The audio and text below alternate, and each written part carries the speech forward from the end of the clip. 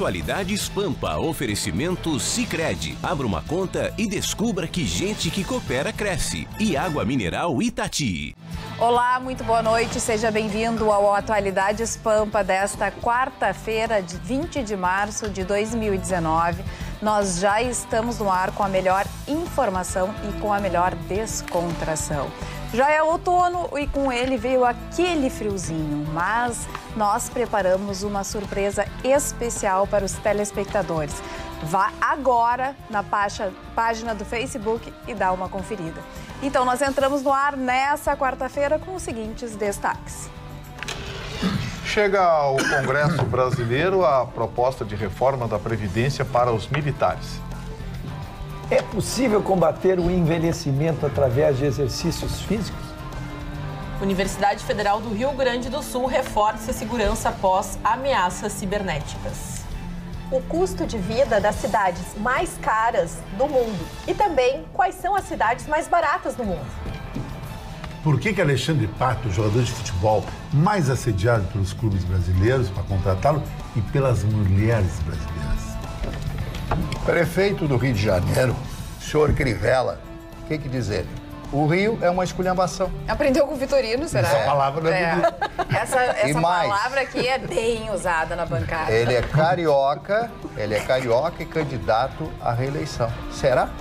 Um dos assuntos principais, com certeza, do dia e já vem permeando aí há meses é a reforma da Previdência. E agora, hoje, o presidente Jair Bolsonaro entregou para o Congresso Nacional a reforma da Previdência com a parte dos militares. Era o que estava faltando, né? Na verdade, a posição do parlamento brasileiro é: vamos votar tudo junto. E o motivo é bem simples. Eles não querem que transpareça nenhum tipo de privilégio ou nenhum tipo de benefício. Bom, a reforma dos militares, ela é mais simples do que se imaginava. Eu vou abordar os pontos principais dessa reforma, porque ela digamos assim, ela mexe num vespeiro. Muita gente tinha medo de dizer, as pessoas não diziam, mas a Previdência dos militares é uma das que provoca o maior rombo no caixa da Previdência. E o motivo é bem simplório, eu vou explicar por quê. Acima dos militares, só o judiciário que provoca um rombo maior. É que os militares tinham que cumprir 30 anos. Ora, a carreira militar começa invariavelmente aos 18 anos de idade ou mediante uma prova, um concurso para oficial. Ou seja, na pior das hipóteses, 20, 21 anos. Resultados, os militares com 30 anos de serviços prestados se aposentavam com 48 anos. 48 anos. Se aposentavam com soldo integral. Ou seja, iriam usufruir pelo menos mais 30 anos de soldo. Não tem sistema que suporte isso. E esse foi um dos pontos atacados. Passou para 35. Então agora os militares vão se aposentar a partir dos 53 anos, o que é um pouco mais razoável. Aí alguém vai dizer, pô, mas as mulheres com 62 e os militares com 53. Bom, mas é um avanço. Foi que deu para negociar, é um avanço. Os militares deixam de contribuir com 7,5%, passam a contribuir com 10,5%. Pensionistas, viúvas, enfim, de militares passam a contribuir, agora com 10,5% também. Essas foram algumas das principais alterações. Foi mexido também no plano de carreira, se alterou alguns salários, porque, a bem da verdade, gente, o salário dos militares... Bom, eu vou resumir para você, o topo da carreira, que é general, se aposenta com 14 mil reais. Desculpe, 14 mil reais ganha um motorista do Senado. Então, vamos rever muito isso. Um sargento ganha 3 mil reais, pouco mais de 3 mil reais. O capitão, 5.800. Capitão do Exército Brasileiro, 5.800. Aí, tenente-coronel, vai para 8 mil e pouco. Pô, aí você vai ver CCs da Assembleia aqui do Rio Grande do Sul. Tem CC da Assembleia ganhando 15, 16, 18 mil reais. Eles preveem uma economia significativa, mas também vão ter que fazer uma reestruturação. Qual é essa conta, Gustavo? A reestruturação é a seguinte: a economia prevista é de aproximadamente 10 bilhões e 800 milhões. E o gasto inicial é de 4 bilhões. Então, na verdade, o saldo vai ser de 6 bilhões. Porém, vai ter um período de carência, que vai ser mais curto do que proposto para os civis. Os militares terão um período de carência de apenas 2 anos, que vai se mudar, vai se contabilizar. A partir de 2 anos começa a ter um pênalti até que atinja a idade de 53 anos, a idade mínima tecnicamente 53 anos. Então, assim, o projeto foi a proposta possível. Alguém vai dizer, mas tinha que ir, Sim, muita coisa tinha que se fazer no Brasil e tinha que se mudar, mas nem tudo dá para mudar de uma hora para outra. Foi o possível, achei a proposta bem razoável. E eu não acho que o Congresso Nacional vá mexer na proposta dos militares. As civis vão fazer uma zona, mas acho que a dos militares eles não vão mexer porque foi negociado com o ministro da Defesa, com os comandantes militares. Então me parece que a coisa tem tudo para, pelo menos nos militares, se resolver. Mas o presidente da Câmara de Deputados, Rodrigo Maia, disse que os militares queriam entrar no final da festa. Se referindo ao Brasil. Falou besteira, aí os generais não gostaram nada disso, e aí ele disse assim, não, foi só uma brincadeira, não foi bem isso que eu quis dizer e tal, e desconversou. Mas eu queria saber do Ruschel, que também acompanha bastante essa questão da Previdência, se politicamente ela será votada, como que tu acha que vai circular essa reforma dentro do Congresso Nacional agora com a parte dos militares? Especulava assim, o anteprojeto, vamos chamar de anteprojeto antes de virar um projeto, né? Ele já tinha circulado e nós aqui na bancada vimos, mas aguardamos a volta do Bolsonaro do exterior exatamente para homologar o que seria feito. Então, realmente, praticamente tudo aquilo que foi entabulado, tudo que foi negociado, saiu, né? A gente tem trazido as articulações políticas que são feitas pelo presidente da Câmara, pelo Rodrigo Maia, e pelo presidente do PSL, a quem tem a responsabilidade de conversar com os outros líderes. A matéria chega muito bem encaminhada, os prazos estão sendo observados. Vocês lembram que desde o primeiro dia a gente gritou o famoso 20 de março, né? Que era o prazo final para que se obedecesse todo o critério para ainda na primeira semana de julho, que é quando encerra o semestre do Legislativo, se conseguisse ter essa votação. Então, cronograma atingido, né? A CCJ eu acho que não terá problema, porque é uma matéria que simplesmente será examinada, é a constitucionalidade do projeto.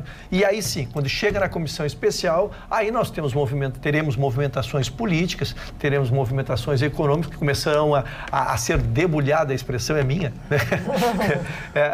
Do projeto, para que se possa conhecer o melhor, se possa quantificá-lo, e aí sim se comece a formar um consenso daquilo que efetivamente é importante e do que efetivamente vai passar. Pois saiu uma nova pesquisa Ibope que confirma que a aprovação do governo Bolsonaro caiu 15 pontos desde o início. Já começou? Já. Ótimo ou bom, agora 34%, regular 34%, ruim ou péssimo 24%, não sabe, não respondeu 8%. Sobre a maneira de governar, que eu acredito ser importante também, se as pessoas estão confiando, olha, daí ele ainda tem 51% de aprovação e os que desaprovam são 38%. Com relação à confiança, confia no presidente 49% e não confia 44%, Marne Barcelos. Em realidade, tudo isso está embasado em 2 fatores importantes. Primeiro, a crítica ferrenha, estabelecida com profunda contumácia a respeito do procedimento dele. E ele não faz nada para melhorar.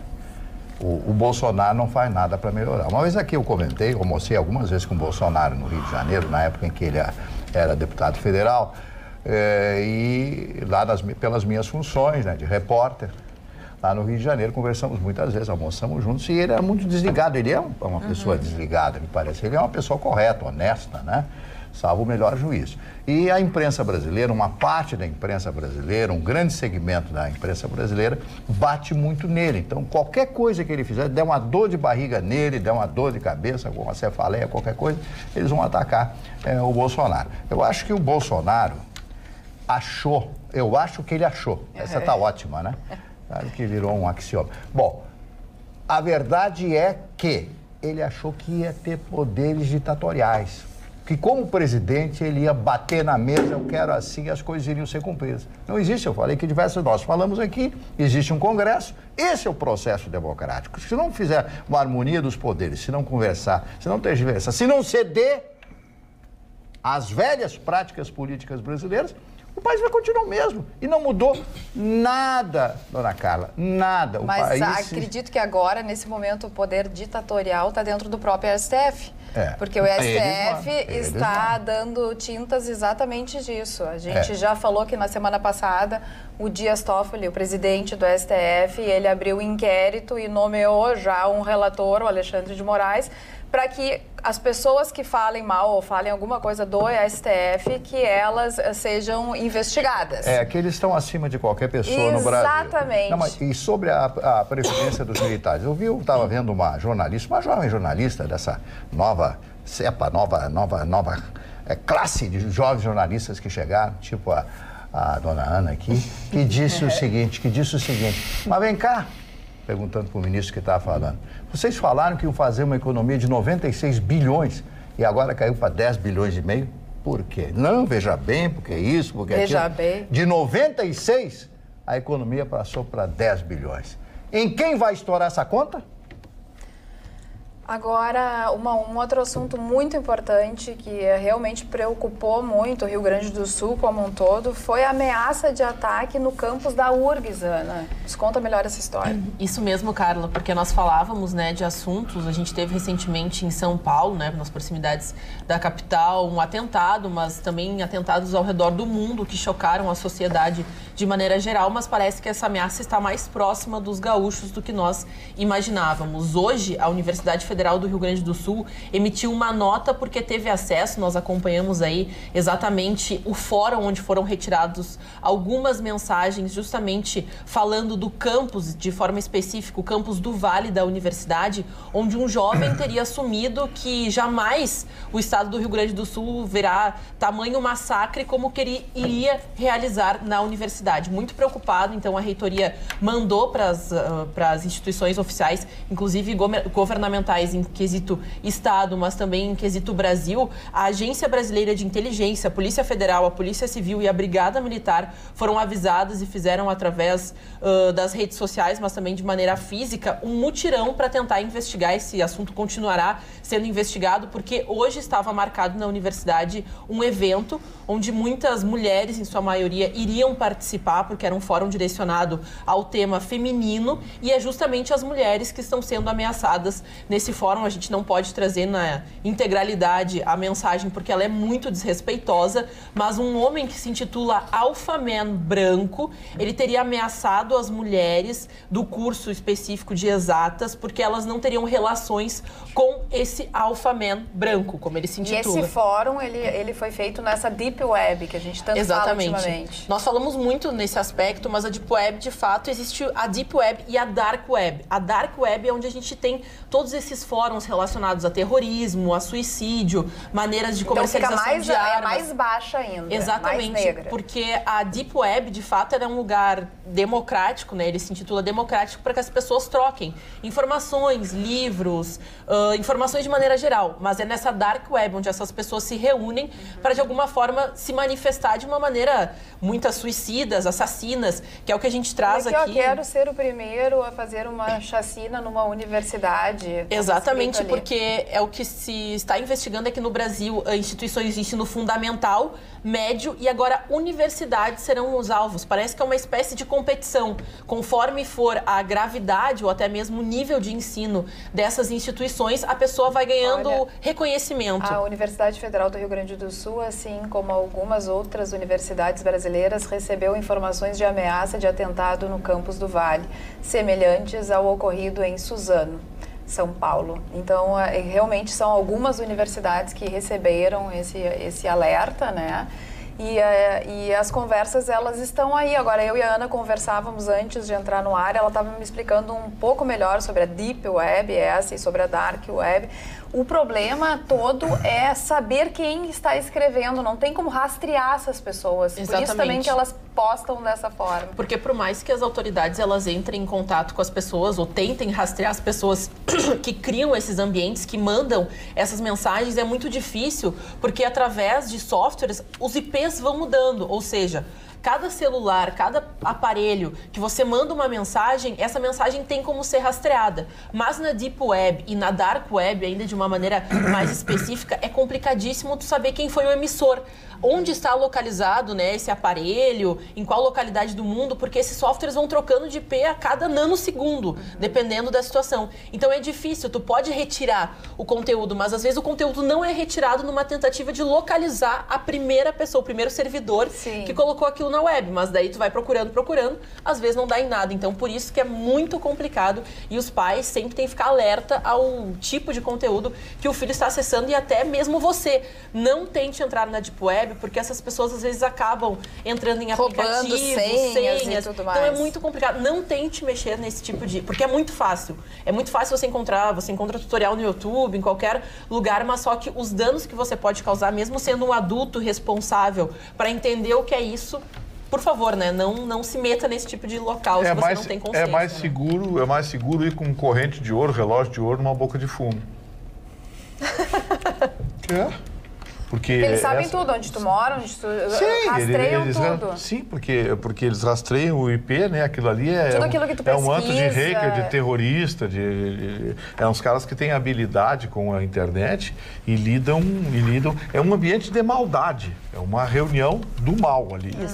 Então, é um perigo. E até sobre isso, uma dessas mensagens que foi localizada dentro desse fórum trata de um usuário que teria pedido, olha o absurdo, de presente de aniversário, um atentado no campus do Vale da URGS aqui em Porto Alegre. Ele fala, por favor, me deem de aniversário a oportunidade de comemorar, porque ele se sentia tão frustrado por não ter relações saudáveis com as outras pessoas, que ele falava, eu quero um presente que as pessoas morram. Então, são pessoas realmente perturbadas. Eu vou dar só vou dar uma dica para esses imbecis que estão fazendo isso, eu vou dar um recadinho para eles.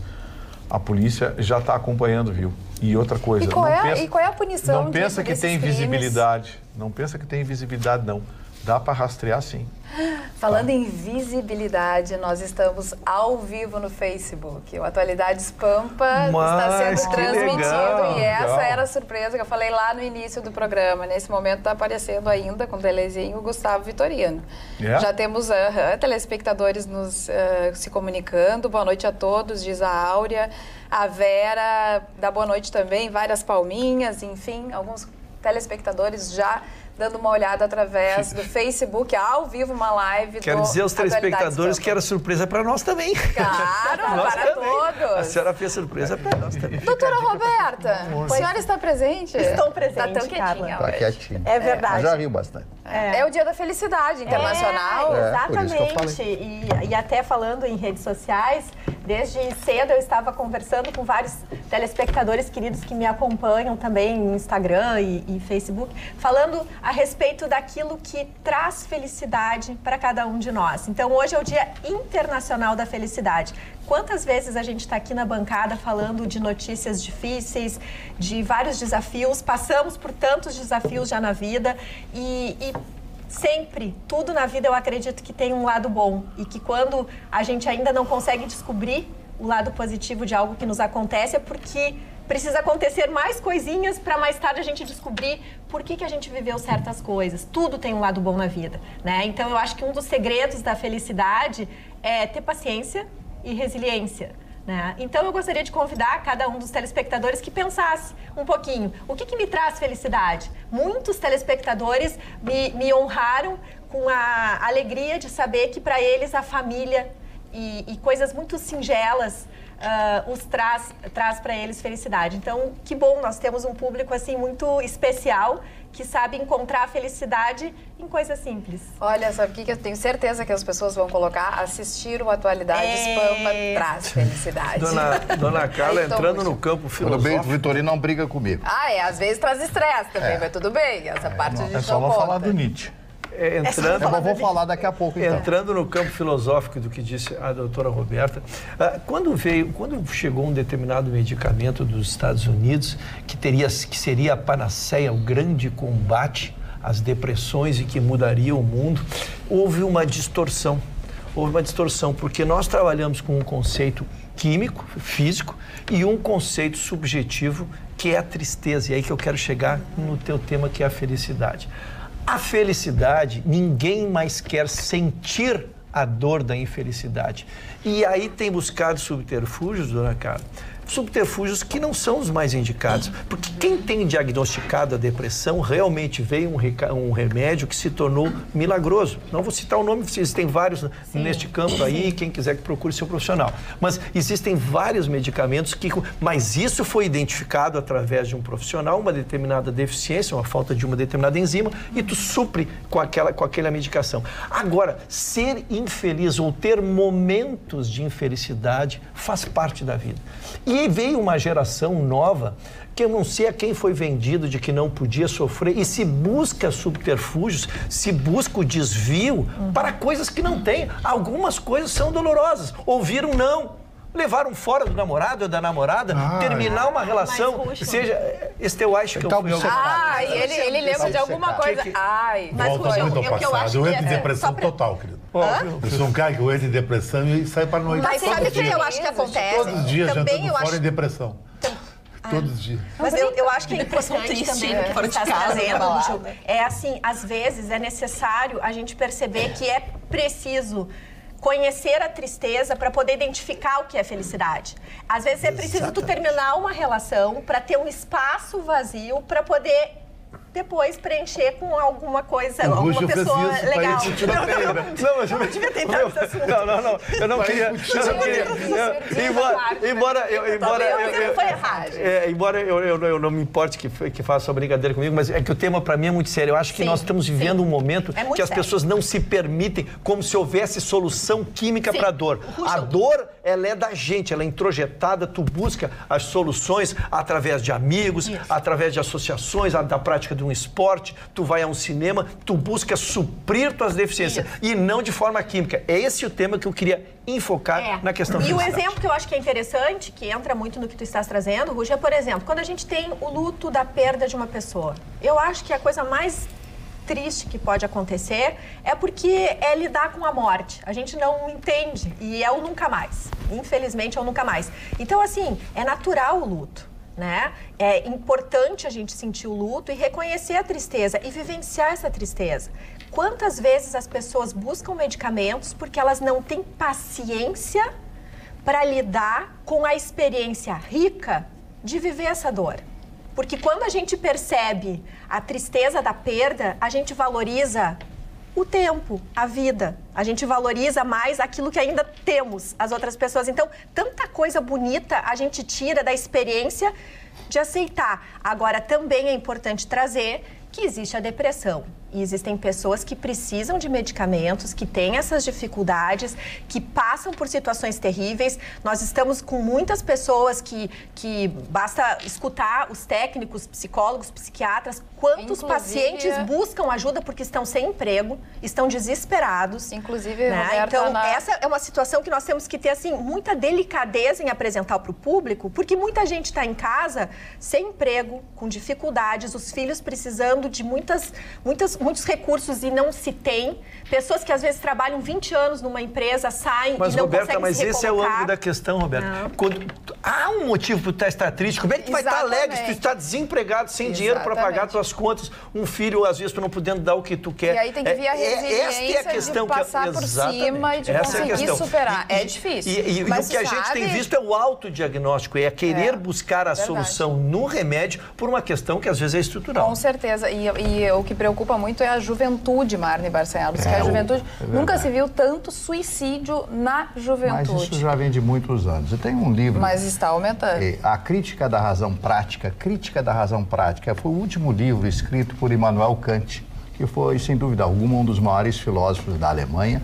Schopenhauer seguiu, Nietzsche seguiu e outros tantos seguiram. Por quê?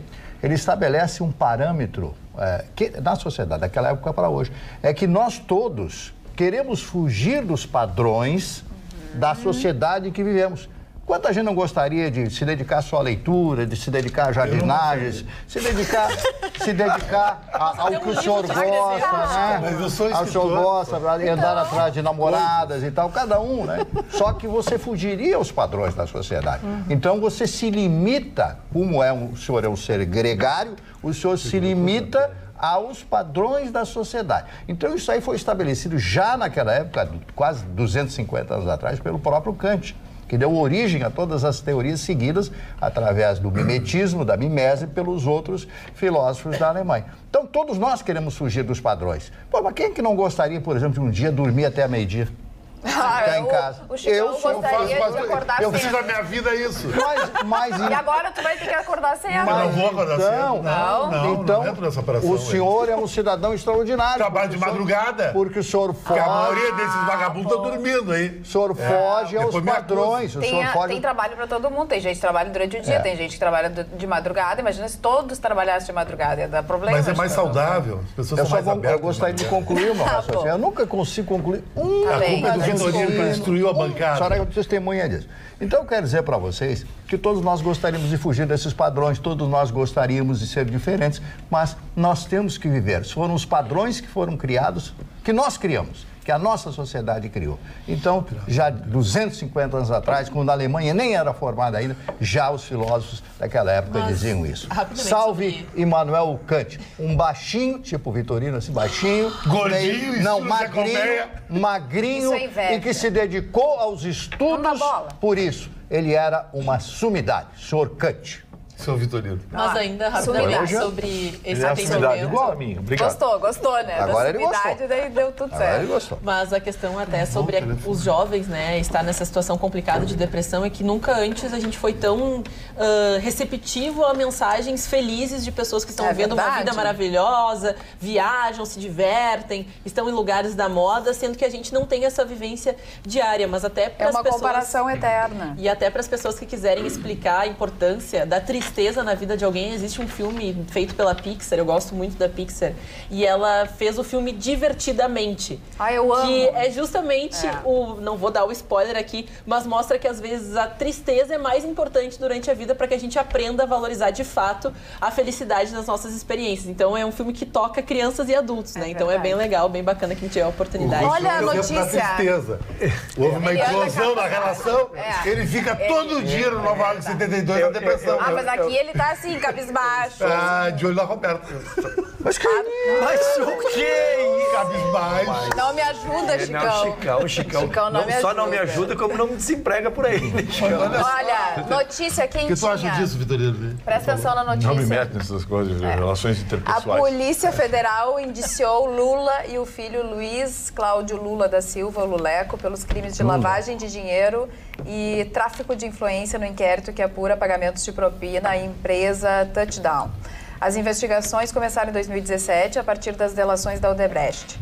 Segundo a Polícia Federal, a empresa de Luleco recebeu mais de 10 milhões de grandes patrocinadores. Para mim, o principal dessa notícia é porque eu não tinha conhecimento, não que não exista, porque pode me faltar o conhecimento de um inquérito contra chama de esse deve ser o Lulinha, né? Não sei se tem. Pois estamos chamando de Luleco aqui, é no antagonista, provavelmente é o Lulinha. Não sei se é o Lulinha, mas de qualquer maneira não se tinha notícia e uma das coisas que se ouvia era exatamente isso. Se fala muito do filho do Lula, mas se houve tantas operações Lava Jato, olha, tem mais aqui, confrontamento de dados. Pois não. Entender.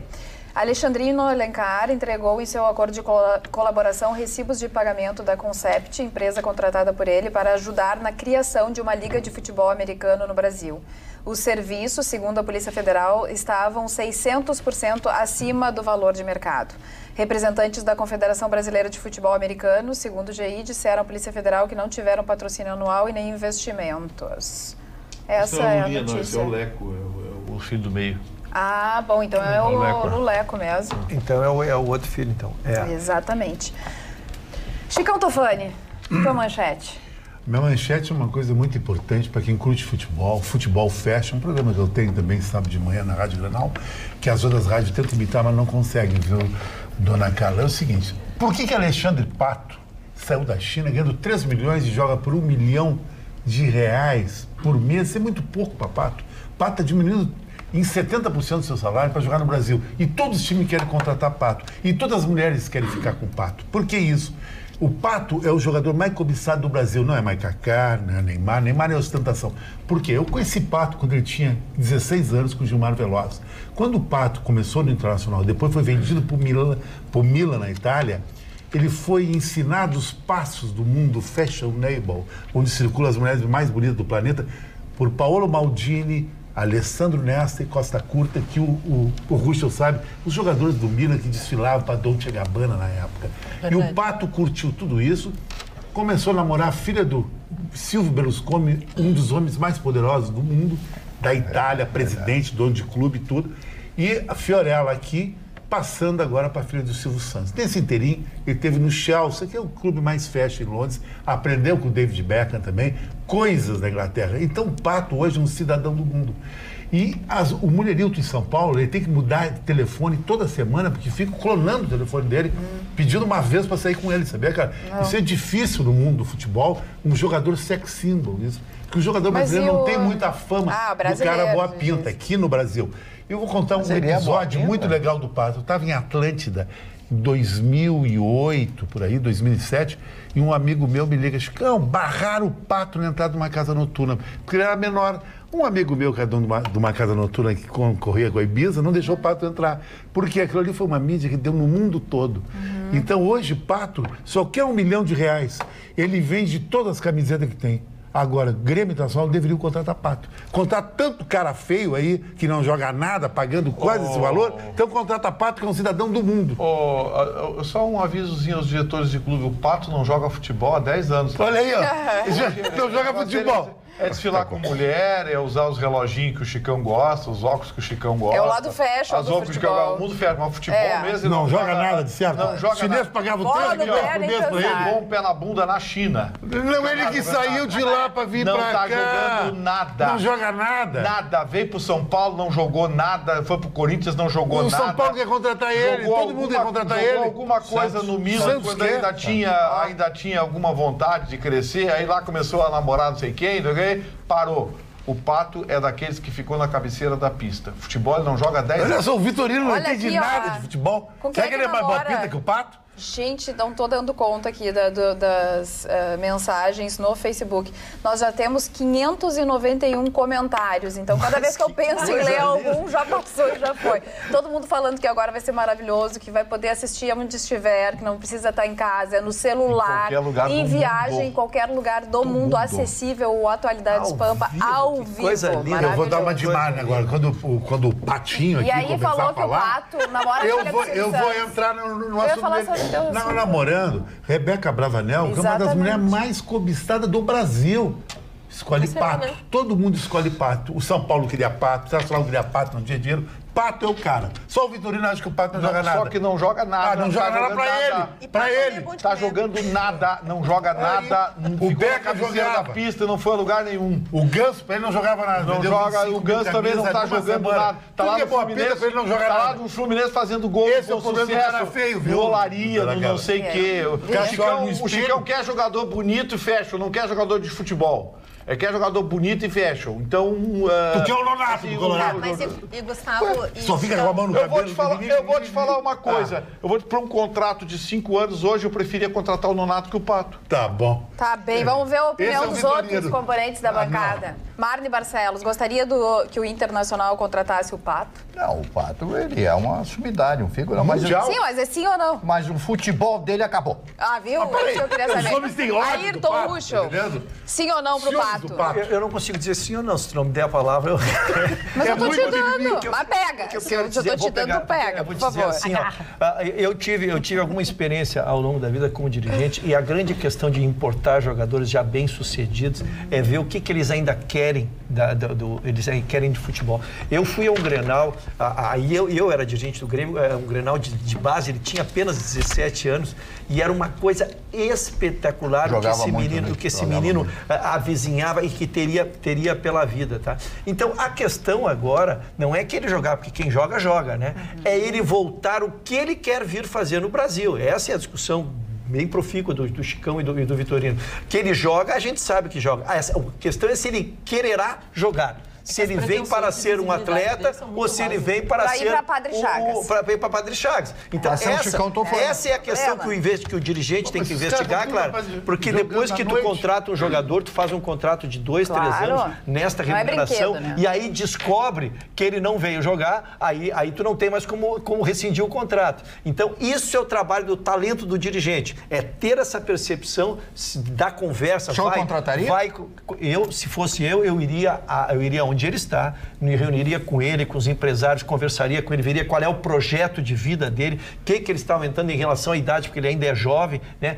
Qual é a motivação, ter a percepção do dirigente para trazer um investimento deste valor, como o Chicão disse, que é mais de 1 milhão por mês. 1 milhão por mês, no dia que Tardelli é quase... Obrigado, dona Carla, desculpa, não pude ser sucinto com uma matéria complexa. O Diego Tardelli, o Grêmio contratou, diretor... É o mesmo caso, Não é boa pinta que nem o Pato, não arrasta multidão de mulher pro estádio que nem o Pato, não vende camisa que nem o Pato, e ninguém sabe se ele joga. Ele também veio da China da vida. Mas só para complementar, é que a questão... É verdade. Mas a análise é a mesma. A análise é a mesma.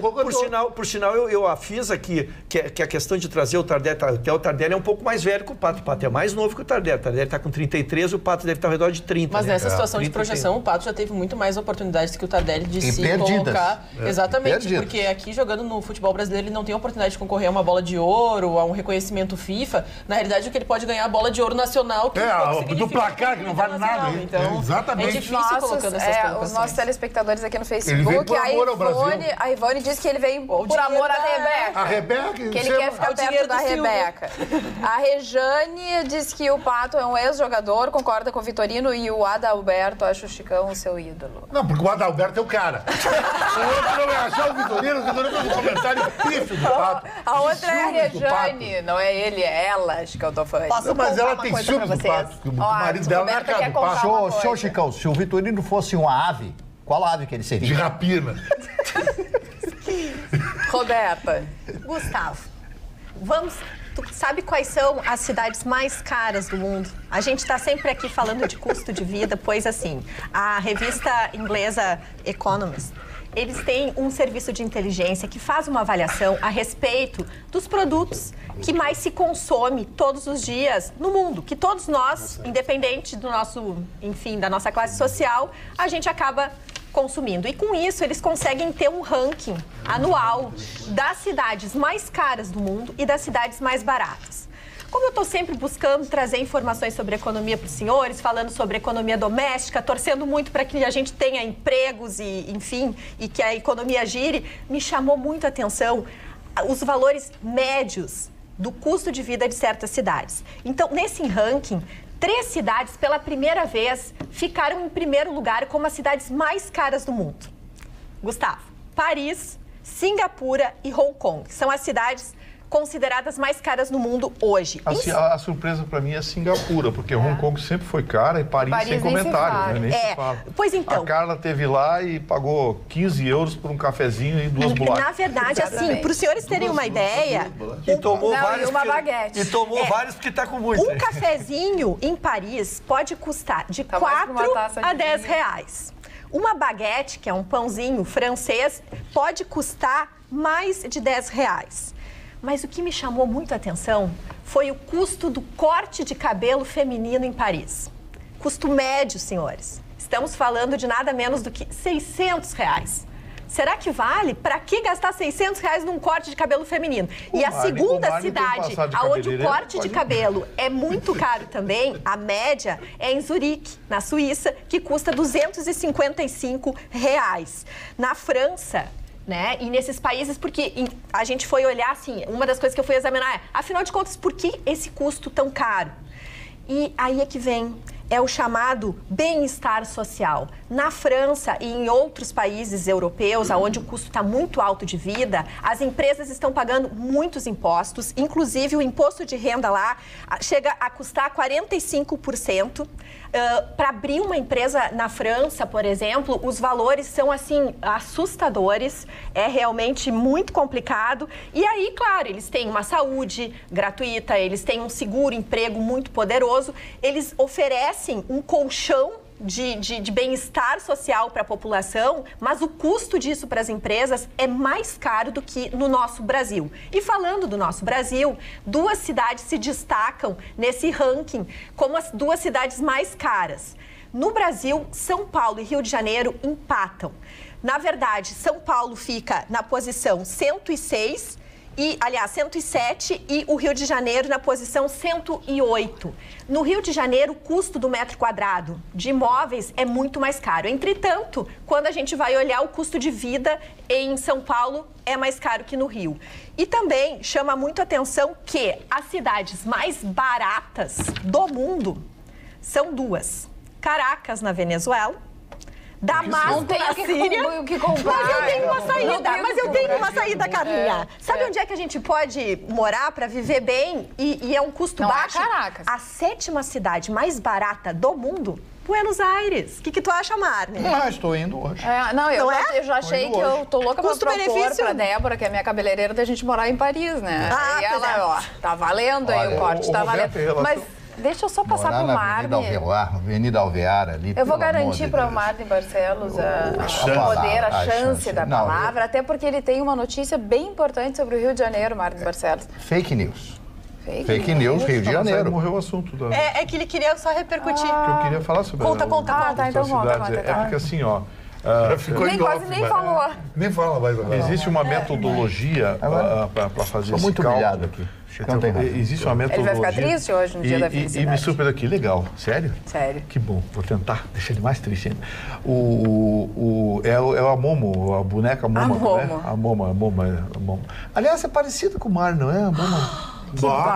Mas pra que isso? Não é parecido. Não, é um absurdo. Olhando bem, olha só, tá o close do Mar. Não, presta atenção. Tu ia repercutir, agora tu perdeste a chance. Sim, mas é que eu não queria perder a oportunidade da Bic do Mar. Por que não perde a oportunidade da Bic Mim? A metodologia, nesse caso aí, Roberto, é importante, sabe por quê? Porque existem alguns parâmetros, algumas variáveis. Existem algumas variáveis que são apreciadas e muitas vezes decidem a colocação de uma capital. Por exemplo, ao longo dos anos, Londres sempre teve entre as capitais mais caras do mundo. Nova York sempre teve entre as capitais mais caras do mundo. Só que eles estabelecem uma chamada perímetro urbano, que tem um nome que me fugiu agora. É um perímetro urbano de cálculo, onde eles calculam só o custo dentro daquela área. Como Nova York é muito esparramado. Entorno. Fala aí. Continua. Peraí. Querido. Vocês estão escolhendo o negócio. Tem respeito. Vocês dão a opinião de vocês, eu respeito. Não tem respeito. E aí? Eu não falei nada. Não. Eu tô dizendo pro Chicão, se ele quiser contrariar a minha opinião, contraria a minha opinião, mas fica no assunto, não fica fazendo brincadeirinha. Perde a graça, sim. Eu quero dizer o seguinte... Queria chatear o Marne, que acabou chateado. Não, mas eu digo, se o Marne quer entrar no assunto, amigo, tá liberado pra todo mundo. Brincadeira, amigo. Tu viesse com um monte de coisa pro Marne, agora o Chicão tá brincando. Sim. Não, mas então entra no assunto. Faz como eu fiz. Faz como eu fiz. Dia da felicidade. Happiness. Tá, deixa pra lá o assunto depois. Mas, Gustavo, só pra tu saber... Os senhores fiquem sabendo, muito importante essa informação que ela trouxe. Pra mim, a surpresa, Hong Kong sempre foi caro. Deixa eu te trazer... Mas a surpresa foi Singapura. Gustavo, olha só, então, em primeiro lugar fica Paris, Singapura e Hong Kong. Em segundo lugar, Zurique, na Suíça. Em terceiro, Genebra, na Suíça. Paris é a cidade mais cara ainda, né? Paris é a cidade mais cara do mundo. Eu vou te dizer por quê. Porque eles eliminaram Drancy. Drancy é um dos bairros de Paris que reduzia o custo de vida, porque em Drancy é mais barato. Seria mais ou menos como você calculasse o custo de Porto Alegre e incluísse, por exemplo, a Restinga, os bairros mais pobres. Aí a média cai. Eles eliminaram Drancy, eliminaram D'Amboise e eu não lembro o nome daquele bairro, que é logo depois da igreja... São Luís? Corcunda de Notre Dame, a igreja de Notre Dame, para baixo, na descida da Corcunda. São bairros mais... A Notre Dame. Notre Dame. Não é o bairro de Notre Dame. Não, a igreja. É a igreja de Notre Dame. Mas abaixo do bairro, tem um bairro ali que é mais popular, onde tem uma população muçulmana também. E é tudo muito mais barato. Então, assim... É mais ou menos como o Marne falou. Se você botar no cálculo de Porto Alegre, a Restinga, Vila não sei o quê, cai bastante a média. Em terceira, as duas cidades que ficam no terceiro lugar no ranking das cidades mais caras é Genebra, na Suíça, Osaka, no Japão. Em quarto lugar fica Seul, Copenhague e Nova York. Então, Nova York é a 4ª cidade mais cara do mundo. E em 5º lugar, Tel Aviv, em Israel. O Nova York, eu achei que Nova York ia cair mais porque eles eliminaram Long Island, Coney Island, eliminaram o Bronx do cálculo, porque consideram bairros periféricos e abaixo da média. É como aquele negócio do carnaval, sabe como é que é? Você tem 3 notas, se alguém dá um 9, elimina a nota menor. Sim, tal. sempre a quarta nota. Eles fazem mais ou menos nessa média, eles eliminam os bairros que têm preços muito baixos, são bairros populares, eles eliminam. Eu achei que Nova York ia Posso agora passar de Nova York e conceder a palavra para o Marco Barcelos e falar do Rio de Janeiro, do prefeito Crivella?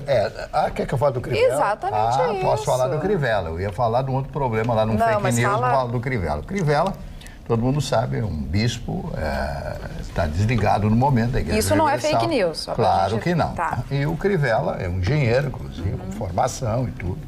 Fez uma campanha meritória no Nordeste brasileiro, viveu na África durante algum tempo, que a Igreja Universal ela está implantada em mais de 100 países no mundo, é impressionante. Eles estão em Angola, por exemplo, com templos, etc. E tal. Eu, inclusive, na época eu trabalhava na TV Record, quando a Rede Record Televisão foi adquirida pela Igreja Universal, eu trabalhava na Record. Então, eu participei dessa abertura no mundo, com a compra de uma rádio lá nos arredores de Lisboa, no entorno de Lisboa e assim por diante. Então, o Crivella é uma pessoa muito conceituada dentro da igreja, mas ele gosta da política, se lança, se elege senador e agora se elege prefeito do Rio de Janeiro. Mas ele não é muito comedido ao fazer determinadas confissões, digamos assim, como ele fez aquela confissão: você da igreja vai ser atendido para fazer operação de catarata, alguém gravou, jogaram na imprensa, ele tem que voltar atrás e uma série de coisas. Agora ele disse que o Rio de Janeiro é uma esculhambação. E fez uma série de imprecações Inclusive contra... com a polícia Isso, que a polícia do Rio. E não existe coisa que ele tem razão, que o Rio de Janeiro... e que é também corrupta. É corrupta, e que o Rio de Janeiro também é uma esculhambação, ele também tem razão. Mas tem coisas que a gente sabe, como eu falei aqui do Kant, que existe, que ele não pode falar. Não pode falar. Todo mundo sabe, mas ninguém fala. E ele, como político, com a boa política, ele não pode falar. Eu tenho a impressão que essa aspiração dele a ser candidato o ano que vem, a renovar o seu cargo de prefeito no Rio de Janeiro... Vamos escutar o prefeito Crivella? Vamos lá. Roda aí. Esse é o Rio de Janeiro. Esse é o nosso Rio de Janeiro. É uma esculhambação completa, porque no contrato que foi feito, quando o bondinho, o trenzinho, alcançar a fase 3... a prefeitura tem que garantir 260 mil passageiros por dia. Quantos tem hoje? 60 mil. No final de um ano, está 200 e tantos milhões. Eu tenho 1.500 escolas precisando de reforma, eu tenho hospitais precisando de... Como é que eu vou fazer isso? Isso é maluquice. Isso é doideira. Como é que eu vou garantir que tem que ter passageiro no ônibus, tem que ter passageiro no VLT? Corrupção. Quanto custou aquela porcaria? 1 bilhão. Quanto custou aquela porcaria? E não apareceu aí a parte dos militares também, que ele foi assim forte, dizendo que se um ganha, o outro também quer ganhar. Isso. E aí sobe no morro e faz... Polícia Militar do Rio de Janeiro. A Polícia Militar do Rio de Janeiro. Essa é a realidade do Rio de Janeiro. O próprio prefeito está dizendo. Ele conhece melhor que eu, e ele nasceu no Rio de Janeiro. Exatamente. Ninguém melhor que ele para resolver os problemas, né? Agora eu vou resolver, não. O prefeito não resolve nada, então. A tendência do Rio de Janeiro é se destruir, porque ao longo dos últimos anos, todos os prefeitos do Rio de Janeiro que não estão presos, estão sendo processados, compraram um tribunal inteiro, lá o Tribunal de Contas do Rio de Janeiro foi comprado, compraram todo o tribunal. Eu nunca tinha visto isso, você corrompeu um tribunal inteiro. A Assembleia Legislativa do Rio de Janeiro nem se fala, que lá é um antro, o presidente está preso, coisa tal, senão o Gilmar ficar soltando esses caras lá, metade dos políticos do Rio de Janeiro estavam presos. É verdade. Então, sabe, a coisa degenerou de tal forma lá, o Rio de Janeiro, por exemplo, é uma fábrica de banco de gaveta, banco de lavar dinheiro. Para você ter uma ideia, só na Barra da Tijuca tem quase 40 shoppings. Aí, mas não tem movimento nenhum, aquela lavanderia de dinheiro, quem é que não sabe? No metrô da Barra, Vitória, mais de 1 bilhão. Imagina. No metrô da Barra, mais de 1 bilhão de reais no metrô da Barra da Tijuca. Enquanto isso, as pessoas precisando tanta gente de tudo, né? Segurança, saúde, educação, que é um absurdo. E em termos de segurança, a cidade está tomada pelas milícias. É verdade. A polícia não sobe em certos morros, certas comunidades, não tem como entrar.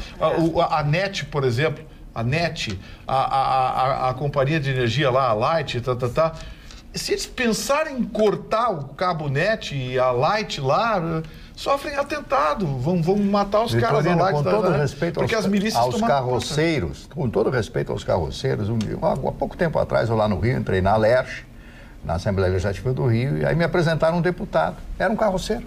Aí eu falei, cuidado que ele é miliciano. O deputado que me apresentaram, ele me olhou bem fixo aí. Eu acho que eu conheço o senhor, tal, na época da rádio. Sim. O senhor deve me conhecer, fazer um programa policial e tal. Eu tive que encarar o cara. Claro, olhou, já naquele momento não daria para dar para trás. Eu estava perto de uma figura que está presa, inclusive, o Pisciani. Nossa. Era aonde a catrefa tava no aquilo era uma patranha. É impressionante. Aí o prazer de conhecer o senhor, virar as coisas aí a passo. O que é isso, pô? O que é isso? A gente tem que se proteger e ficar longe dessas figuras funestas. Antes de continuar falando mais ou menos desse assunto, eu queria saber as manifestações dos telespectadores no WhatsApp. Muitas pessoas, né, participando através do WhatsApp. Lembrando, porém, que hoje a gente estreia também no YouTube e no Facebook. Você vai lá, acessa a nossa página oficial do programa. É só ir na barra de pesquisa no Facebook, colocar Atualidades Pampa, ou lá no YouTube Atualidades Pampa. Você acompanha tudo ao vivo. É bem fácil, bem rápido, e você também participa, mas a gente não pode deixar de prestigiar demais a galera que está aqui sempre no WhatsApp. Aqui uma mensagem sensacional do Elton e da Claudinha. Boa noite. Felicidade para mim e para minha esposa é a partir das 6 da manhã ouvir o Marne na Rádio Pampa. A partir do meio-dia ouvir a Ana na Grenal e a sabedoria do Chicão um pouquinho mais tarde, mas sem esquecer do Vitorino também, que a partir das 17 horas está na Rádio Pampa. Aí eu já não gostei. E por fim, todos vocês que são nota 11 mais na TV Pampa a partir das 19h15. Isso é felicidade, parabéns pelo programa. Também aqui um abraço para o Jarbas de Esteio, que falou que adorou Divertidamente, que assistiu com a filha dele e gostou, mas ele que acabou chorando no final, viu? E a Adélia de Gravataí, um abraço, ela nos elogia demais. E também aqui um abraço para o João Afonso, que pede pra gente mandar um abraço para a esposa dele, que está sempre na nossa audiência. Um abraço para vocês dois lá em Alvorada. Eu quero repercutir contigo, Vitorino, também com o Ruxo, que eu sei que acompanha esse assunto da CPI da Lava Toga. Tu falasse em lavagem de dinheiro no Rio de Janeiro, não sei porque eu me lembrei do Gilmar Mendes e tudo mais.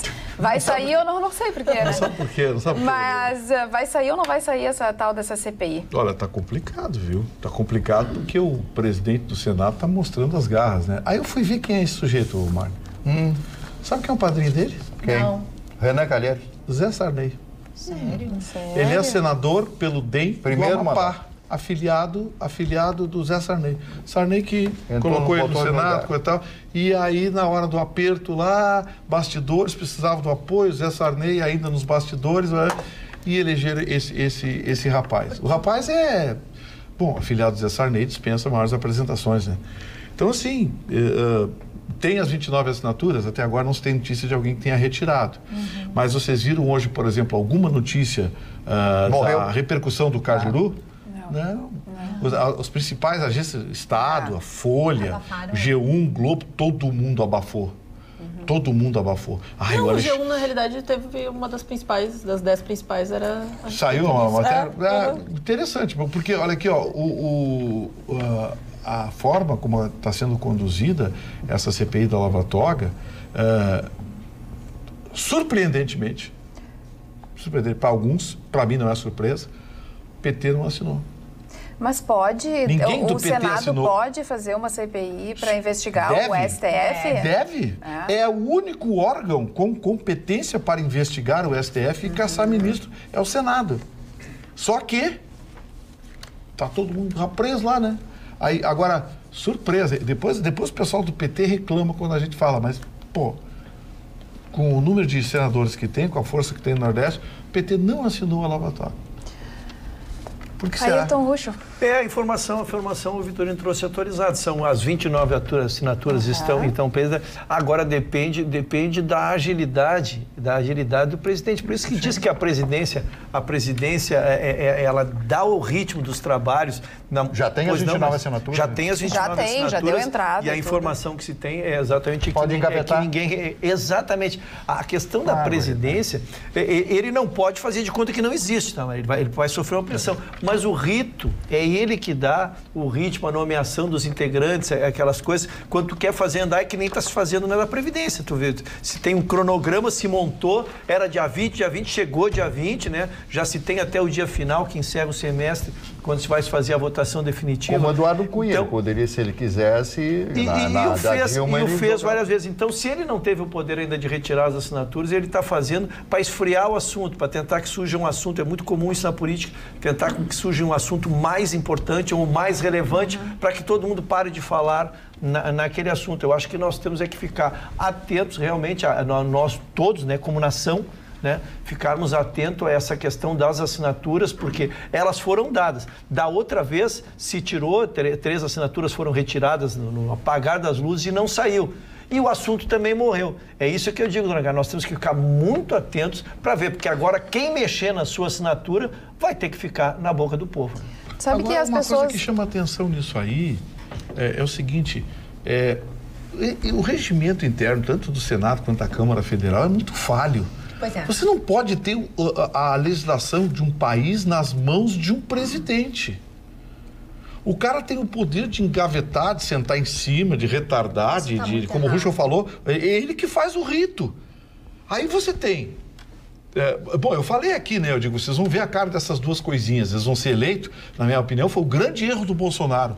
Foi apoiar o Rodrigo Maia e foi apoiar o Carece contra... Não que o Renan merecesse ser eleito, mas tinha que ter um outro nome. Não esse sujeito que está lá, afiliado do Sarney. Ele é jovem. Pô, sabe? Ele é lá de coisa lá, apoiado pelo Sarney, coisa lá.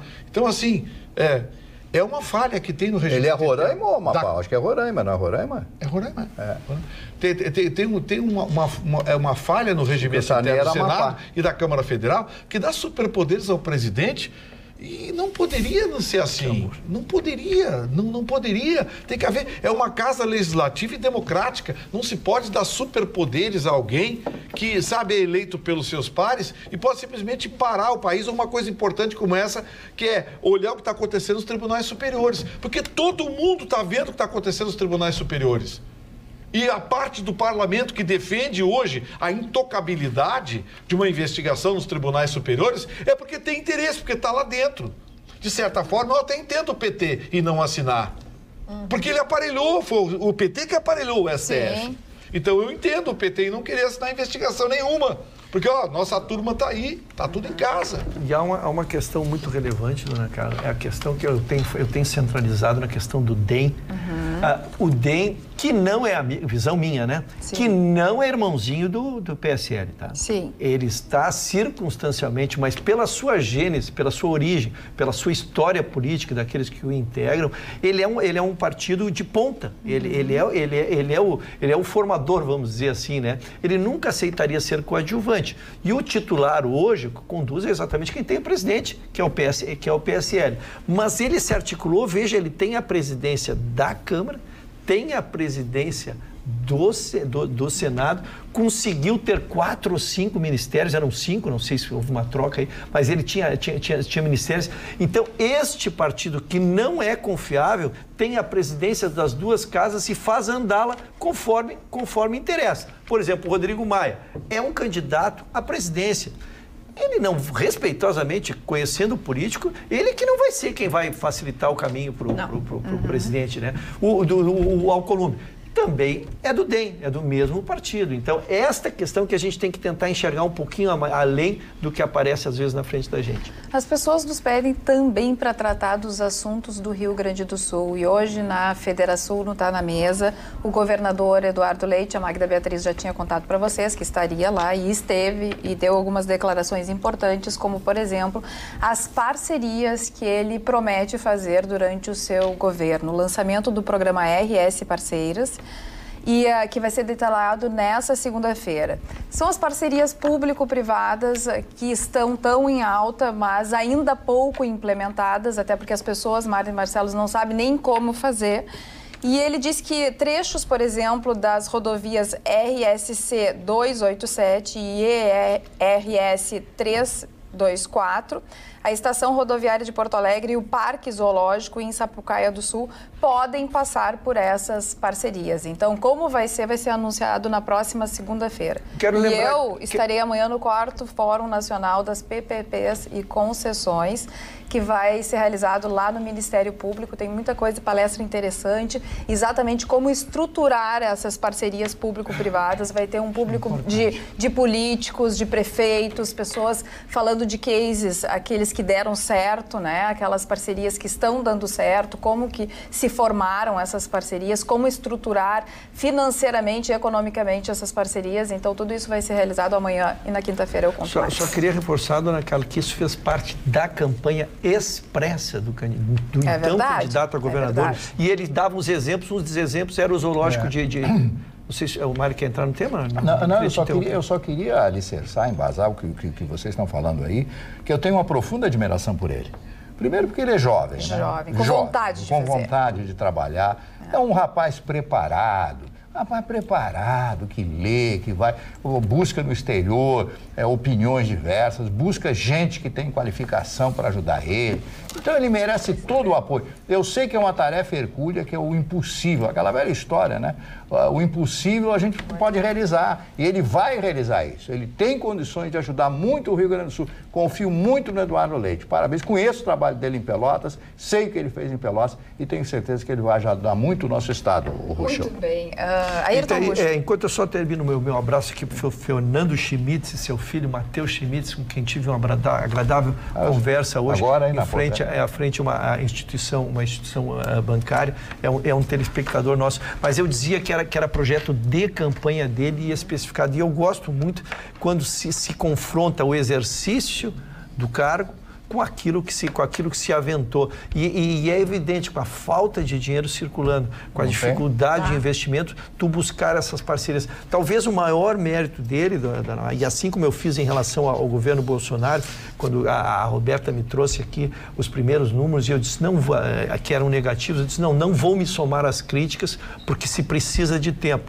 Na mesma coisa vale para ele. Ele também precisa de tempo, porque também está pegando um estado falido. Só não quero que passado 2 anos vem aquele mesmo discurso. Eu não sabia, está difícil, não tem solução, né? Então, que ele esteja buscando essas parcerias, que ele esteja fazendo uma parte criativa para ser diferente dos seus antecessores. Já deu teus abraços? Eu perdi. Dei, seu Fernando. Eu quero mandar um abraço também, já te passo, Chicão, para minha mãe. Minha mãe está de aniversário hoje, dona Elaine. Que legal. Toda a felicidade do mundo. No dia da felicidade. No dia da felicidade, toda a felicidade para minha mãe querida. E Carla, olha que legal, uma telespectadora nossa, a Sueli Magalhães, ela diz que a felicidade para ela é ter gratidão a Deus pelo dom da vida.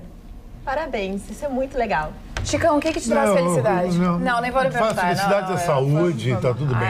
Que bom. É o seguinte, eu quero dar um abraço, um look para um grande amigo meu, que já fez muito por nós aqui na bancada, não só para mim, por todos os componentes, porque ele ama a bancada. É o pai Paulinho do Choroquim, que está fazendo aniversário hoje. Também está de aniversário? Dia da tua mãe.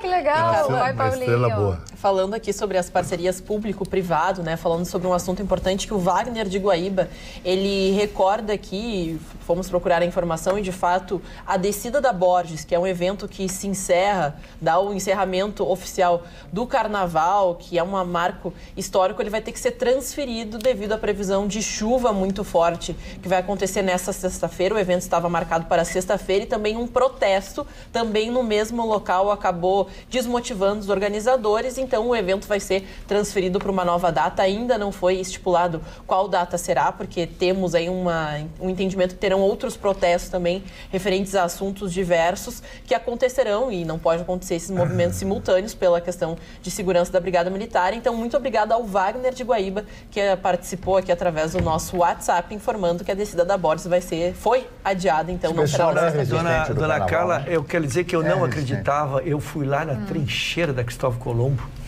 e atravessei aquela trincheira. Eu consegui, porque aquilo, olha, quem mora lá na Zona Norte sabe a importância da abertura daquilo lá. E foram tantos adiamentos. Não está pronto, dona Mara. As alças ainda levarão 45 dias para serem feitas, né? Mas é muito importante que já estão passando os veículos por baixo. já estão passando, que faz com que o escoamento do trânsito pelo menos ocorra, né? Que alivie a sinaleira também da Plínio lá, que estava extremamente sobrecarregada, exatamente porque a da Cristóvão Colombo estava fechada. Então vão mais 45 dias ali. Ali é um exemplo também de uma parceria, dona Carla, onde os empresários do local ali se reuniram e montaram esse projeto e conseguiram finalmente fazer o que fosse passado o primeiro automóvel lá, entre eles eu. Obrigada a todos os telespectadores se manifestando aqui no Facebook, dando parabéns para minha mãe. Um beijo para mim, a Maria do Carmo, a Graça, a Noelia, enfim, as pessoas que se manifestaram aqui no nosso Facebook. Hoje ainda eu não estou peixes. bem dando conta. Peixes ainda, exatamente. Bem criativa, é artista. Não pretendo interromper abruptamente uma bela homenagem que a senhora faz à sua progenitora, a quem me somo. Eu lhe concedo a quem me somo e adiro as homenagens. Pode deixar. Dona Carla é comprometida, doutor Bush. Pode dar intervenção no programa. Pensa bem. Ela não tem noção do tamanho do marido dela. Olha a bronca que ela tá me arranjando. A bronca é grande. É grande. São 8 pessoas nessa bancada. Só eu sou casada. O que vocês acham disso? Só eu sou comprometida. A turma aqui, tudo tá solteiro. Na verdade, a minha mágoa é a dona Ana indicando. Indicando comigo. Eu fico com papel muito de jovem chateado. Mas eu tenho a minha manchete, se a senhora assim o desejar, dona Ana. Eu o desejo. Eu estou ao seu comando. Olha, Eu assisto ao seu comando. Ele gosta de estar no comando. É possível combater o envelhecimento com exercício físico? Essa matéria, dona Carla, é uma coisa que, primeiro, uma matéria que me encanta, né? Me encanta. E essa reportagem, quando eu a fui ler, ela vem da BBC de Londres, ela traz um componente que realmente diz muito, e eu nunca tinha visto de uma forma tão expressa ser dito isso. Evidentemente, não vou cair no lugar comum da questão dos exercícios, da importância de fazer exercício, né? Mas ela começa tratando da longevidade. O maior maratonista, a idade mais velha já tem, da Maratona de Londres, porque a reportagem foi feita lá, tem 87 anos, né? A maior nadadora, a mais antiga, já tem 85 anos. Estão sendo quebrados recordes em cima de recordes. E eles começaram a fazer um estudo para entender o que está ligado. Está ligado, evidentemente, ao exercício físico. E qual é a tese nova? De que o homem só começa o seu envelhecimento aos 70 anos de idade. Por isso que eu disse, esse é o fato novo que me fez ler. Até os 70 anos, nós temos um envelhecimento normal, de quem, lógico, que não pode ter 30 ser igual a ter 60. Mas tu tens um envelhecimento rigorosamente normal. Aos 70 anos, e tão somente aos 70 anos, nós começaremos a ter o nosso aceleramento mais, que ele acontece mais rápido, nosso metabolismo começa a reagir mais rápido. E aí eles fazem, inclusive, eles sugerem... Tu te referes a homens e mulheres. Homens e mulheres, é o homem no gênero. Hoje. Então, o que eles dizem assim? Quando tu chegas e dizes para um homem de 80 anos que tu tá com uma aparência de 50, nós estaremos cometendo uma heresia. Porque, na verdade, o homem de 80 está com a sua aparência de 80. Porque se ele tiver um cuidado de si mesmo, aqueles cuidados básicos, elementares que também não mudam, né? Se tu tiveres aqueles cuidados básicos, todos nós deveríamos chegar aos 80 naquela condição e não apenas ele. E que se o de 50 se o de 80 está aparecendo com 50, na verdade 30. O de 50 deveria estar aparecendo 30, ou ele está muito velho e ele é que está aparecendo como alguém de 70. É um raciocínio inteligente. E aí a reportagem começa a trazer. A Martina Navratilova ganhou um Wimbledon de dupla com 46 anos de idade. Nós já temos um jogador japonês com 50, jogando futebol profissional, com 52 anos de idade. Aqui no Brasil, o Mauro Galvão é um que eu me recordo assim, com 43, 44 anos, largou no auge. Se tivesse continuar jogando, estaria jogando assim. O Zé Roberto? O Zé Roberto passou dos 40 anos. Então, o metabolismo... São atletas? Essa pesquisa se refere a atletas ou simplesmente ela trata do cidadão comum. Físico, ela quer que todo cidadão, ele diz que é possível. O que nós estamos, que eles querem mudar o conceito, esse cara é um fenômeno porque ele chegou aos 50 fazendo isso. Não, ele é um ser normal que simplesmente se exercitou e cuidou de si. Que isso não é uma construção genética de um privilegiado, que qualquer ser humano que tiver a conduta chegará assim. E aí termina a reportagem citando um ciclista também londrino, com 105 anos, pedalou 22 quilômetros em uma hora. Sabe quando é que tu não nota quando o homem tá velho? Quando? Já era. Quando chega para ele o seguinte evento para ele. Tu tem que hoje de noite buscar uma gata lá em Gravataí, rodar 40 quilômetros, voltar 40 quilômetros, levar de madrugada 40 para casa dela e vai rodar 160. Vai, que mão de obra, ele disse. Tu tem que te acordar amanhã cedo para ter reunião no escritório às 8 horas. Que legal. Tá velho, já era.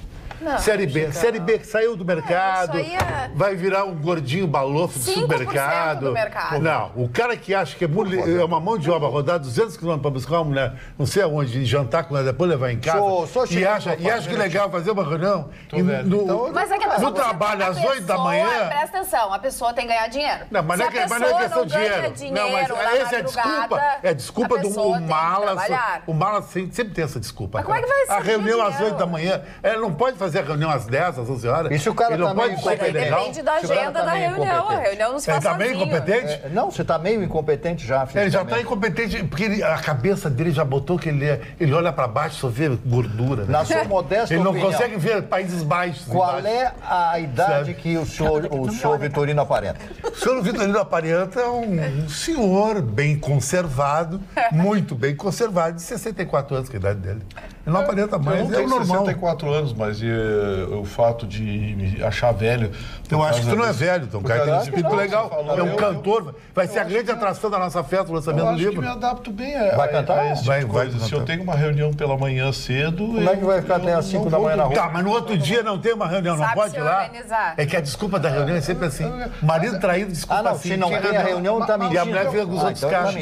O Chico falando isso é engraçado, porque ele manda buscar as namoradas de Uber e depois despacha as namoradas de Uber. Olha só. Porque ele trabalhou para pagar o Uber. Trabalhei para pagar o Uber, ele paga o Uber. Não tem essa operação de buscar. Namorada que mora a 4 quadras da casa dele, manda buscar de Uber e depois devolve de Uber para não ter trabalho. Para não ser reconhecido. Mas não pode ser reconhecido na rua. É muito assédio na operação.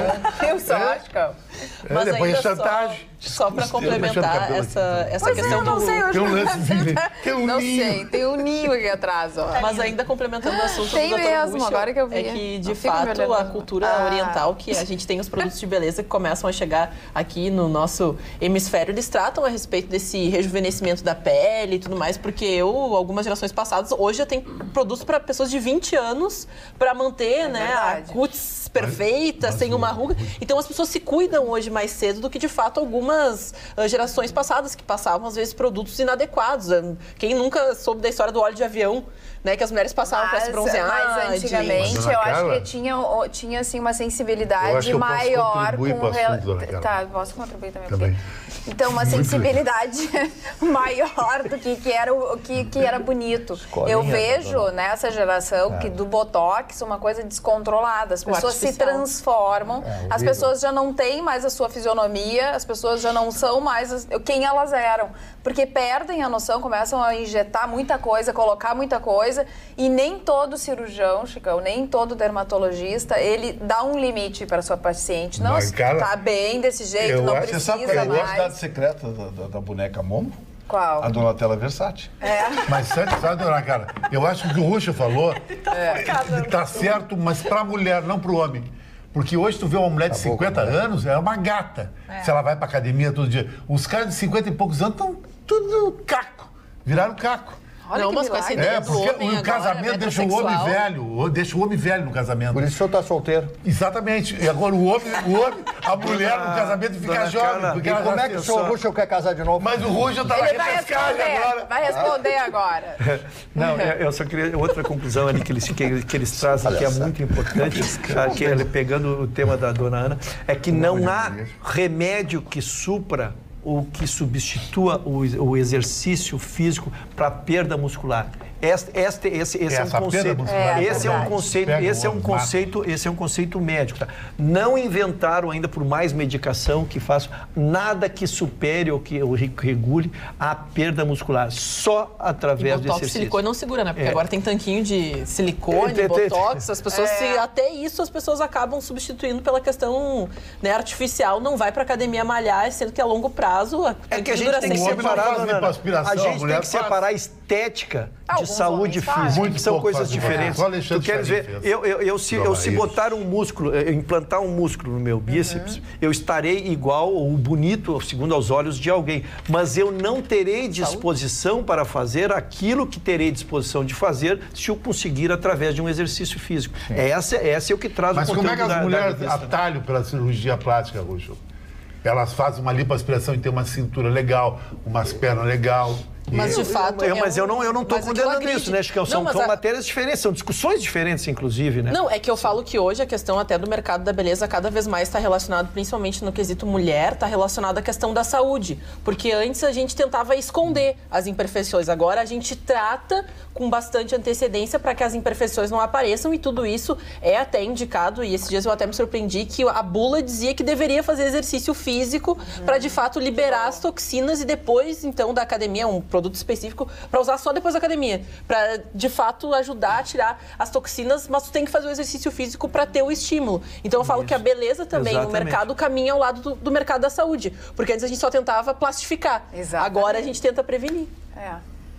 Agora, quando o colágeno vai embora, não adianta. O Vitorino tá no exercício vai embora, não adianta. Não vem me dizer que adianta. Mas assim, a gente brinca, trata com bom humor, mas é verdade, o exercício físico é fundamental. Academia é fundamental. Academia é fundamental. Uma caminhada, né? Tudo auxilia. Fundamental o libido, que te leva a isso, porque aí tu tem a vaidade de querer fazer exercício físico. Mas aí se tu não faz exercício físico, não adianta nada ter libido, porque tu vai virar um velhinho caindo dos pedaços taradão. Olha aí. E qual é o teu exercício físico? Qual é o teu exercício físico, então? Alterocopismo. Eu não tenho exercício regular de academia. Mas dá uma caminhada. Mas eu ando bastante. Quando eu vou à cidade, por exemplo, eu passo muitas vezes 2 horas caminhando para lá e para cá, vou de um lugar, outro, subo, desço. Eu, às vezes, eu estaciono o carro ali na OAB, subo a Borges, desço lá, faço isso regularmente pelo menos uma vez por semana. Mas então, você sabe que tem que ter uma continuidade, exercício físico, regularidade, tudo isso é importante. É roteirado. Meia hora por dia. Não é um exercício de academia. Mas tem que botar um tênis, tem que ir pra tua praça. Não tem uma praça na frente da tua casa? Tá alagada ainda a praça? Não, você não podia ser um pé de pato. A água mudou de lado. A Praça Arco Verde parou de sair água pra esse lado e tá saindo pro outro agora. Tá descendo a rua Jaguari. Eu não me pergunto o que fizeram. Não sei. Eles deram um jeito de tirar dali da onde estava. Eles alteraram o curso do riacho. Que barbaridade. Marne Barcelos, aniversariantes desse dia 20. Hoje, poucos aniversariantes, além daqueles que já falamos, da sua mãe, do Paulinho, etc. Beniamino Gigli, um dos maiores tenores da Itália. Até hoje as músicas são cantadas desse grande tenor italiano que nasceu em 1890 e morreu em 1957. Foi longevo, hein? Cantou durante muitos anos. Muita gente acha que Caruso foi muito grande. Então, morreu novo e pertence, claro, àquela casta, né, de grandes tenores italianos, Caruso, Beniamino Gigli e assim por diante. Menotti del Picchia, escritor, pintor brasileiro, outra figura muito conhecida no nosso país. Nora Ney. Nora Ney foi uma das grandes cantoras do Rio de Janeiro, cantora da noite do Rio de Janeiro. E ela foi casada com o cantor Jorge Goulart, que teve um câncer na garganta ao final da sua vida, perdeu a voz, uma coisa horrorosa. E a Nora Ney tinha uma voz rouca, né? Rouquinha, né? Bem rouca mesmo, né? E ela cantava, era muito intimista, e existia no Rio de Janeiro, em outras épocas, eu não sei se o Vitorino chegou a frequentar, o Beco das Garrafas, etc, né? Lembra aquelas boates pequenas? O Rio de Janeiro já estava agonizando, né? Porque, na verdade, desde que saiu o pessoal da Bossa Nova, né? O pessoal do Arnaldo Vivier ali, era muito legal. E aí eu frequentei naquela época algumas casas noturnas lá no Rio de Janeiro, muitos anos atrás e tal, e assisti a Nora Ney cantando. Ela cantava baixinho em cima do microfone, saía aquela voz, porque lá era muito comum na época, inclusive no Castelo da Lagoa, do Chico Recarrey, na Lagoa Rodrigo de Freitas, era muito comum pegar o Luiz Essa, o grande Luiz Essa, o baterista, e mais um violino, etc. E os cantores cantavam ali, os intimistas, né? Tito Madi e tal, já apresentando São Paulo. Nora Ney foi uma dessas maravilhosas cantoras. Sônia Ribeiro foi casada com Blota Júnior, e Sônia Ribeiro era uma radialista, jornalista, apresentadora dos festivais da TV Record, no auge da TV Record. Me lembro dela apresentando os festivais, uma voz bonita, e a neta dela usa o mesmo nome e é uma jornalista, hoje repórter da Band TV, Sônia Ribeiro. O Renato Salvatore. Renato Salvatore foi um grande ator italiano que faleceu ainda jovem, não tinha completado 50 anos. Ele fez um dos clássicos do cinema italiano chamado Rocco e seus Irmãos. Rocco e seus Irmãos. Este filme colocou o Alain Delon como o homem mais bonito do mundo. Naquela época, realmente, ele era muito, e ainda está vivo até hoje, muito boa pinta, né? Como diz o Chicão Tofani. Ele tem um perfume que eu usei muitos anos, Alain Delon. Isso, e o Rocco e seus Irmãos é um clássico. Mas tem o perfume é doce, genial o perfume. Mas por que eles estão rindo do teu perfume? Eles ficaram rindo de mim. Porque assim, me tiraram agora. Eu não ri. Eu preciso de uma retaliação. Sorriu. Quer dizer, eu sorri. Outro aniversariante de hoje é o Paulo José. Paulo José, completando hoje 82 anos. Paulo José é um ator brasileiro que foi muito cedo para o Rio de Janeiro, se consagrou como diretor, teve um problema sério, teve um AVC, pelo excesso de álcool e pelo excesso de cigarro. Mas à noite foi a mistura. Foi casado com a Dina Sfat. A Dina Sfat foi uma grande... Tem 3 filhos. Isso. Ela morreu de câncer. Um dia, muitos anos atrás, encontrei ela aqui na Praça da Alfândega. Foi fazer uma peça de teatro em Porto Alegre. Maravilhosa. Uma grande atriz, né? Pertencia, inclusive, à comunidade judaica lá de São Paulo. Além dessa do Paulo José, o grande ator... Darlene Glória, eu não sei se vocês lembram, Darlene Glória fez algumas peças e filmes baseados nas obras de Nelson Rodrigues. Então ela se tornou maldita. Por isso, aqueles filmes do Nelson Rodrigues. Ela estrelava, né? Isso, aquelas coisas, bonitinha, mas ordinária. Toda nudez será castigada. Foi um grande sucesso, obrigado, senhor Vitorino. E aí, Darlene Glória, em certo momento, ele enlouqueceu, disse, não vou mais ser atriz. Virou pastora. Virou crente, virou religiosa, né? Virou religiosa, apesar de todas as batidas. William Hurt, ator americano, né? Que fez também algum sucesso, boa pinta, como diz o Chicão. Trabalhou com a Sônia Braga 2 vezes. Isso aí. A Denise Dumont, atriz brasileira.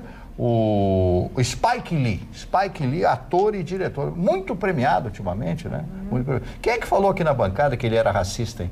Acho que foi o Vitorino. Por que o senhor acha ele racista? Eu e o Vitorino conversamos sobre o Oscar. Por que o Spike Lee é racista? Porque ele fez uma ênfase muito grande à Ku Klux Klan. Ele fala muito de racismo, os filmes dele sobre os negros, só atores negros, enfim, ele está sempre batendo, né, nesse negócio. Eu acho que ele, no mínimo, se não for racista, ele é, no mínimo, um oportunista do racismo. Uma revista, então. Um oportunista do racismo. Isso. Edson Celulari.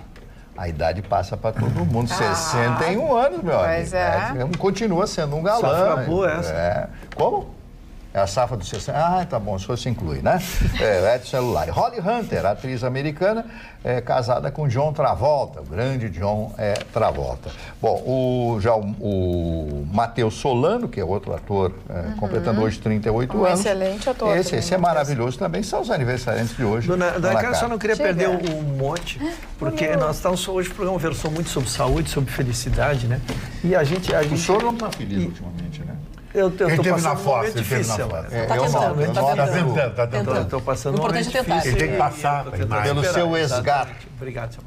E nós falamos, a questão da saúde, nós falamos rapidamente, novamente, aqui sobre o cigarro. E eu quero contar uma passagem, porque a dona Carlos, mais jovem, não consegue conceber. Para a dona Ana, eu imagino que seja impensável contar para ela isso. No nosso momento, assim, nessa época, fumar, primeiro, que era uma garbosidade, né, Selmar? Para atrair as namoradas. Exatamente. E segundo, havia uma idade, assim, com 15 anos tu já pode fumar, então tu contava a idade para... contava os dias para poder comprar um cigarro e fumar. Era um status, super status para a época. Fumavam dentro do avião. E só que daquela, de lá pra cá, dona... Os filmes, propagandas, eram Tinha assim a área de fumante e a área de não fumante. A Ana falou uma coisa séria. E de lá pra cá... Pedrinho Aguinaldo era meu amigo. Apenas mais uma bonito do Brasil, cortina. na década de 70. Piteira.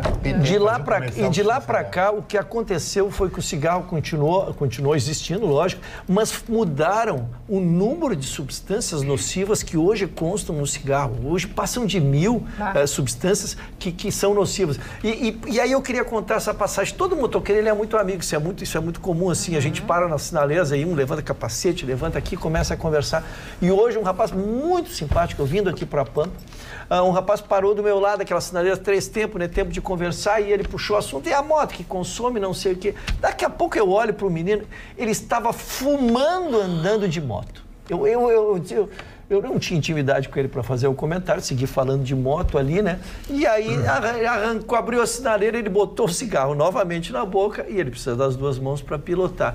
Quer dizer, vejam o nível de dependência que se põe nessas substâncias hoje, a dificuldade que é, né? A dificuldade que é hoje o vício de cigarro, que nem se compara o que era no meu tempo, quando menino fumamos e paramos de fumar, que tinha um grau de dificuldade, mas é incomparável com o grau de dependência que se cria hoje quimicamente, né? Mas, Roxo, tu falou certo, o glamour e o charme do cigarro associado ao homem viril, boa pinta, veio de James Dean, o cowboy da Marlboro, o piloto da Fórmula 1, François Severo, fumava, todo mundo isso aí. Começou antes com o Humphrey Bogart em Casablanca, ali foi uma marca registrada do uso do cigarro, com charme e elegância. E ainda até na questão das mulheres era colocado como sinal de elegância, né? Uma mulher elegante, independente, que tinha... Eu gosto muito de assistir filmes antigos, né? Então a mulher sempre tinha aquela coisa misteriosa, sexy, de pedir para um homem acender o cigarro, né? São as cenas que mais apareciam nos filmes antigos. O que está na moda agora é o cigarro eletrônico. Que também é nocivo. Mas dizem que não dá câncer o cigarro eletrônico. Tá todo mundo fumando nas baladas fora. Né, Chicão? Mas já é associado à questão de asma, ataque cardíaco, porque as substâncias que são utilizadas... Pode não ter nicotina, mas tem outros produtos. Claro, mas ele tem um componente importante. Ele só prejudica a si, ao contrário do seu. O outro não. Ao contrário do outro, que tu espelha fumaça e todos fumam aquela fumaça. É verdade. E aquele cigarro é uma opção de quem o está fazendo, né? Um dia eu andando pela Avenida Benito Juárez, na cidade do México. Que charme. Fiquei lá, 13 meses, quase 4 meses, na cidade do México fazendo curso. E aí eu olho um anúncio, né, de um conhaque, né? Com Anthony Quinn anunciando. Conhaque, né? Añejo sí, viejo no. Antigo sim, velho não, né? Então eu achei tão fantástico, até gravei aqueles painéis coloridos, etc. Porque a cidade do México é uma cidade muito grande, é uma das maiores do mundo, mais de 20 milhões de habitantes.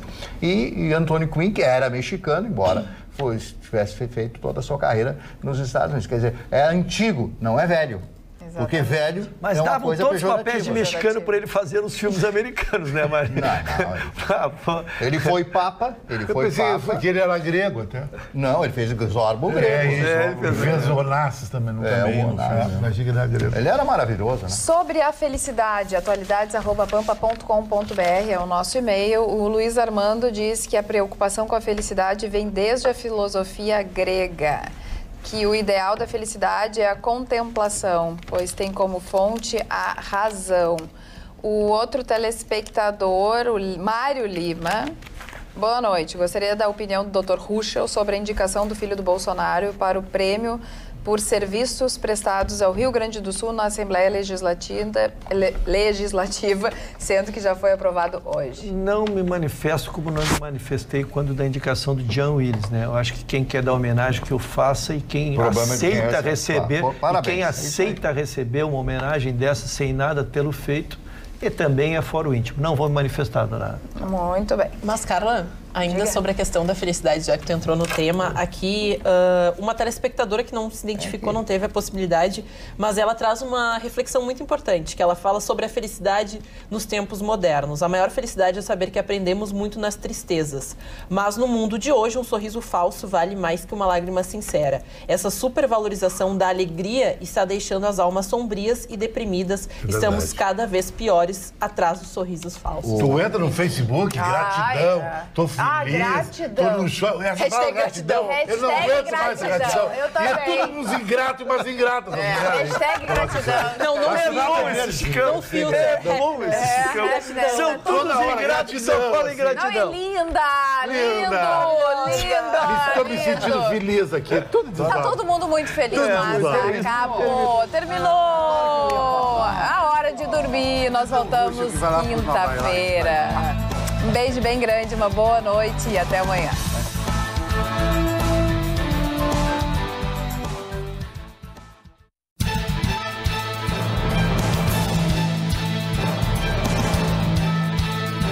Atualidades Pampa, oferecimento Sicredi. Abra uma conta e descubra que gente que coopera cresce. E água mineral Itati.